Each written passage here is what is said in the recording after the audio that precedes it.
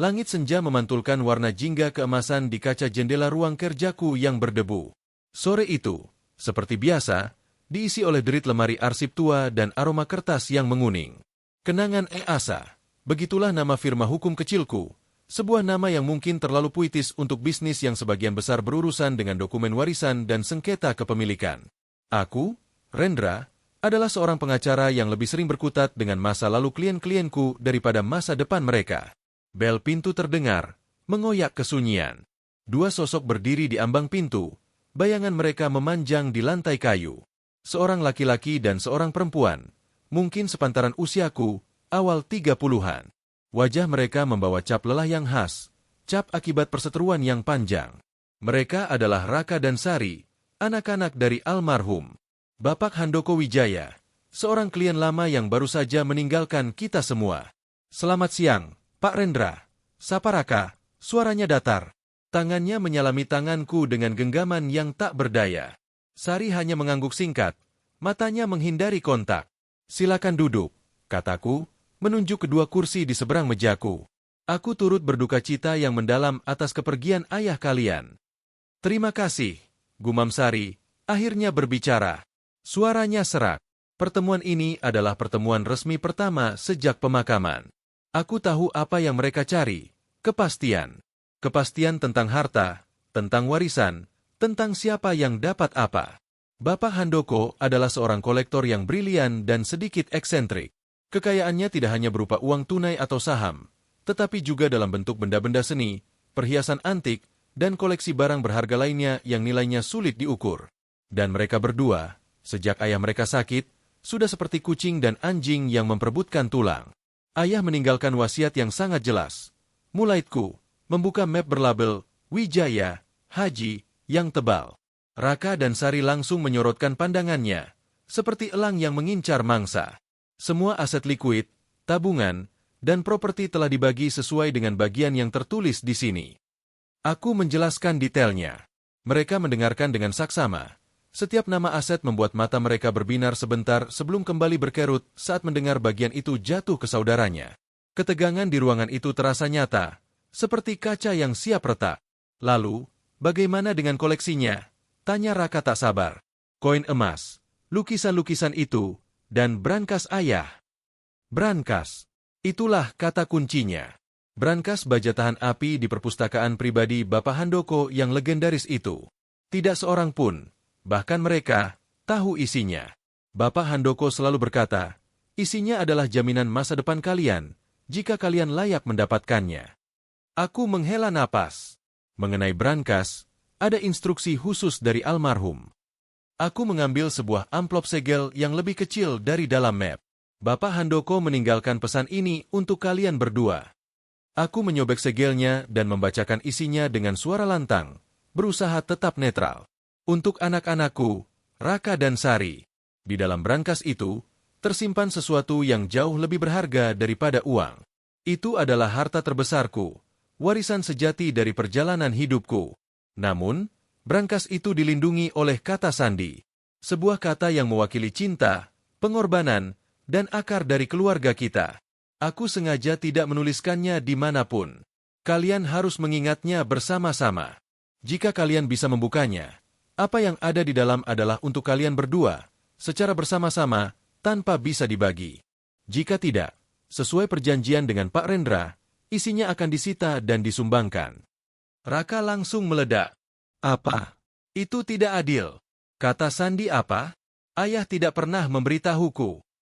Sari mendesis. Kepadaku juga tidak. Ini pasti akal-akalanmu, Raka. Kau yang selalu dekat dengan ayah di akhir-akhir hidupnya. Aku tidak tahu apa-apa. Mungkin ayah memberitahumu dan kau lupa. Atau mungkin kau sengaja pura-pura lupa. Suara mereka saling tindih, saling menuduh, saling menyakiti. Aku memejamkan mata sebentar, merasakan betapa ironisnya situasi ini. Bapak Handoko, seorang yang bijaksana, pasti tahu ini akan terjadi. Dia sedang menguji mereka. Tenang, kataku. Suaraku cukup keras untuk memotong pertengkaran mereka. Ayah kalian bilang, kalian harus mengingatnya bersama-sama. Mari kita berpikir jernih. Kata sandi itu mewakili cinta, pengorbanan, dan akar keluarga. Apa kemungkinannya? Ruangan itu kembali sunyi. Kali ini sunyi yang tegang. Mungkin tanggal pernikahan mereka? Usul Sari, masih dengan nada curiga. Kami mencobanya. Tanggal pernikahan, nama jalan rumah pertama mereka, bahkan nama kucing peliharaan mereka dahulu. Semua salah. Lampu indikator merah kecil di brankas terus berkedip sinis, menolak setiap percobaan. Raka mendadak beringsut. Mungkin, nama ibu. Sari mendongkol. Jangan bodoh, Raka. Nama ibu adalah Maya. Sudah pasti kita coba dari tadi.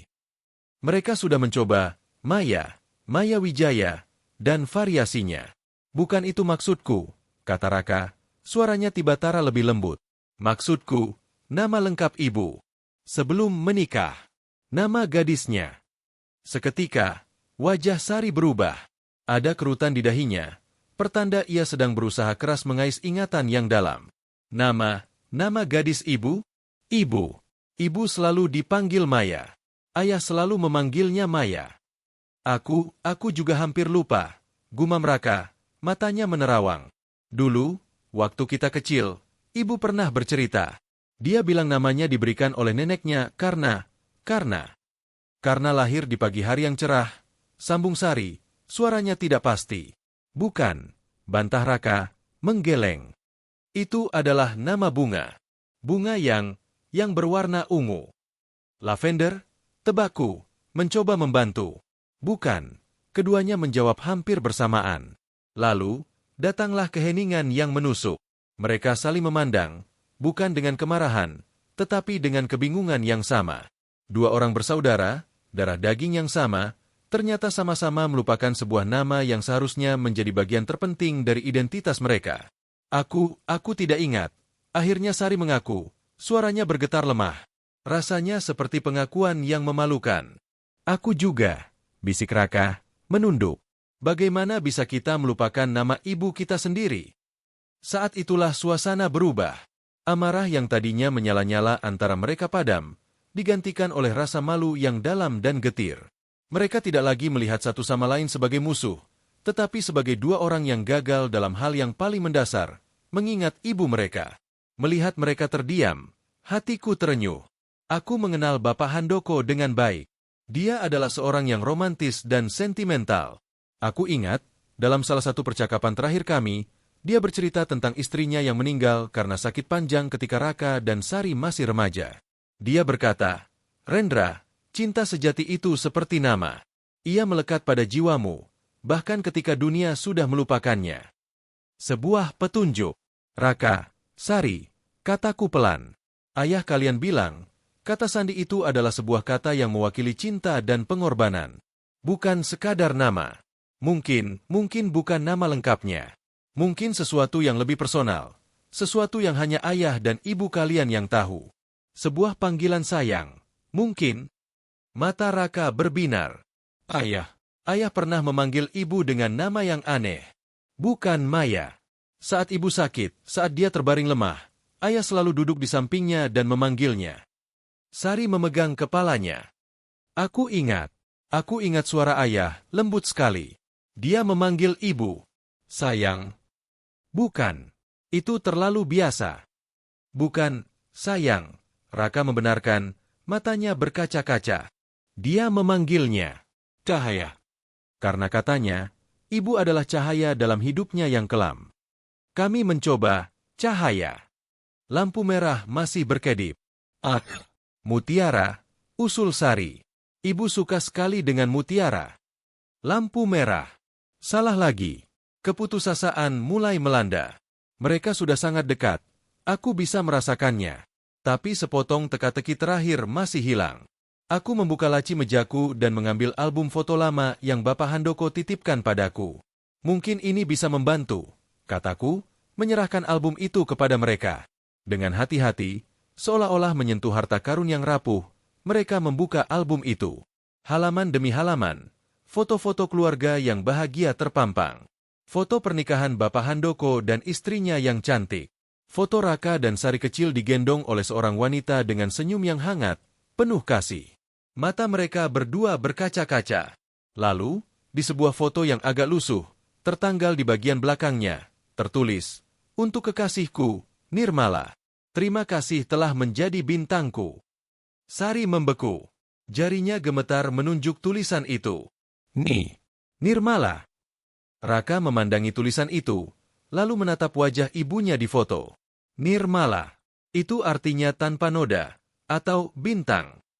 Bintang, bisik Sari. Ayah selalu memanggil ibu, bintangku, di kartu-kartu ulang tahunnya. Kita sering membacanya dulu. Bagaimana bisa kita lupa? Tanpa berkata-kata, mereka berdua berbalik menatap brankas itu. Nafas mereka tertahan. Raka dengan gemetar mendekati panel angka. Dengan lambat, satu persatu, dia mengetik huruf-hurufnya. Nirmala. Klik. Suara mekanis yang halus terdengar, berbeda dari bunyi tak-tak penolakan sebelumnya. Lampu hijau kecil menyala, bersinar terang di ruangan yang remang-remang. Brankas itu terbuka. Raka dan Sari mendekat, bahu-membahu. Perseteruan mereka terlupakan untuk sesaat. Aku hanya bisa diam, menunggu dengan debaran jantung yang kencang. Apa isi harta karun yang begitu dijaga Bapak Handoko? Raka merogoh ke dalam dan mengeluarkan sebuah kotak kayu jati yang sederhana, diukir dengan indah. Tidak ada perhiasan mewah, tidak ada koin emas. Dia meletakkannya di atas meja, dan dengan napas berat, membuka tutupnya. Isinya bukanlah kekayaan material. Di dalamnya, tersusun rapi, sebuah buku harian kulit. Sampulnya usang, bertuliskan, "Untuk Nirmala, cintaku." Sebundel surat-surat cinta. Ditulis tangan oleh Bapak Handoko untuk istrinya selama masa pacaran dan pernikahan mereka. Kalung mutiara sederhana. Bukan mutiara yang mahal, tapi mutiara pemberian pertama Bapak Handoko kepada istrinya. Album foto kecil. Berisi foto-foto mereka berdua saja, sebelum anak-anak mereka lahir. Dan yang paling menyentuh, sebuah surat yang ditujukan untuk Raka dan Sari. Dengan tangan gemetar, Sari mengambil surat itu dan membacanya keras-keras untuk mereka bertiga. "Anak-anakku yang kucintai, Raka dan Sari. Jika kalian berhasil membuka brankas ini, berarti kalian telah menemukan kunci sebenarnya dari warisan yang kutinggalkan. Ingatan, cinta, dan kerjasama. Kekayaan sejati bukanlah pada emas atau uang, yang justru seringkali memecah belah. Kekayaan sejati ada pada cinta yang kalian pupuk, pada kenangan yang kalian jaga, pada ikatan darah yang seharusnya tak tergantikan. Ibu kalian, Nirmala, adalah wanita terhebat yang pernah kukenal. Dia berkorban segalanya untuk kalian. Melupakan namanya adalah melupakan akar kalian. Mengingatnya adalah langkah pertama untuk menyembuhkan luka di antara kalian. Di dalam buku harian ini, kalian akan menemukan siapa ibu kalian sebenarnya, mimpinya, perjuangannya, dan cintanya yang tak terbatas untuk kalian berdua. Itu adalah harta yang tidak ternilai.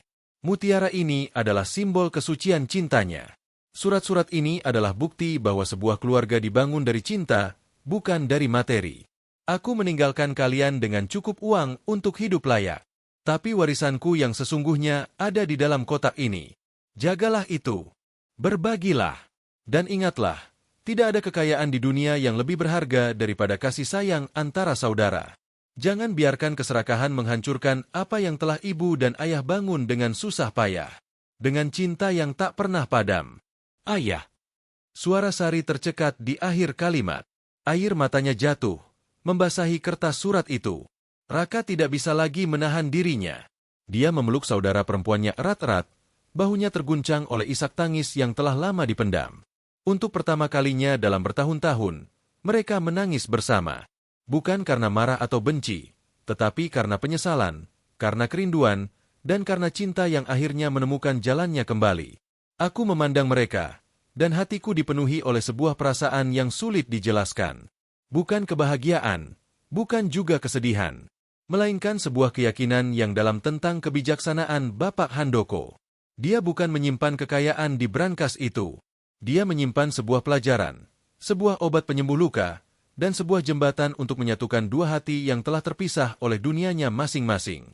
Passwordnya bukan sekadar Nirmala. Passwordnya adalah pengingat akan seorang ibu, sebuah cinta yang menjadi fondasi keluarga, dan sebuah pelajaran bahwa harta yang paling berharga seringkali tidak bisa dibeli dengan uang, tetapi harus diperoleh dengan mengingat, memaafkan, dan menyayangi. Dan sore itu, di ruang kerjaku yang berdebu, sebuah harta karun yang jauh lebih bernilai daripada semua emas di dunia akhirnya berhasil ditemukan.